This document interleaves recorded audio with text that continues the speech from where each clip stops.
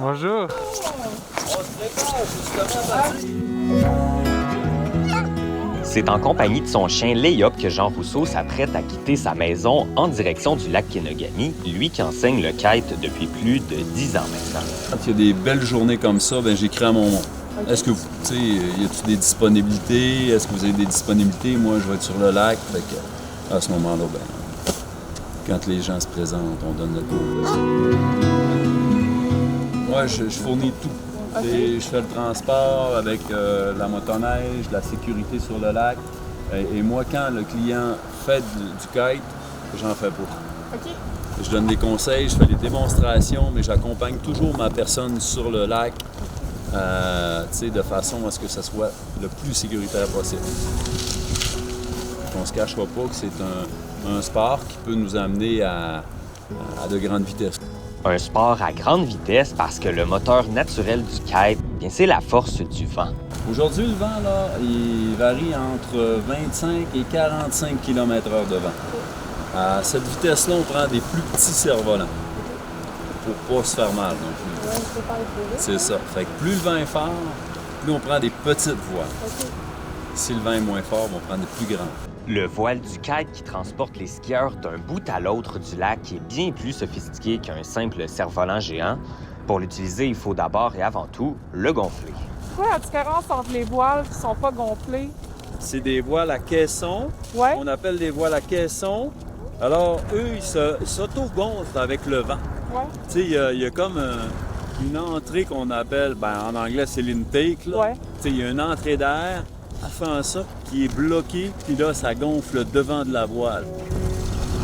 Pour l'hiver, les voiles à caisson sont moins compliqués un peu à gérer que de faire ça l'humain, là, ouais. Quand il fait très froid. Okay. On n'a pas besoin de faire cette opération-là de gonflage. Okay. Fait que, mais tu sais, c'est sûr qu'à un moment donné, ça en prend tellement différent que là, on les a pas toutes là, en différents modèles. Depuis qu'il a découvert sa passion pour le kite par lui-même en 2005, fini le ski alpin pour Jean Rousseau.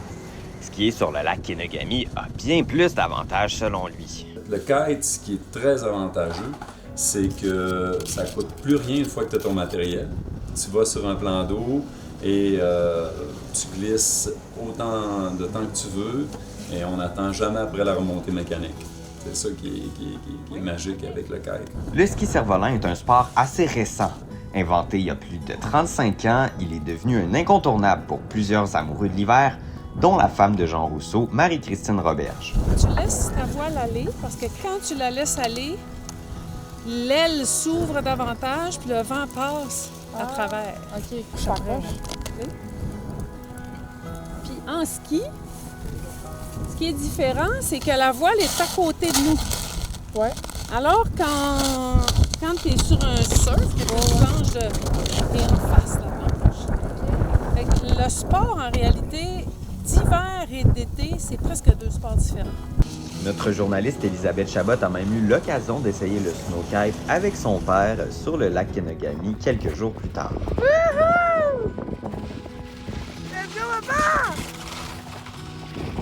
Le snowkite a donc tout pour plaire. Le reste de l'hiver et le printemps qui approche ne devraient pas décevoir ceux qui pratiquent le sport.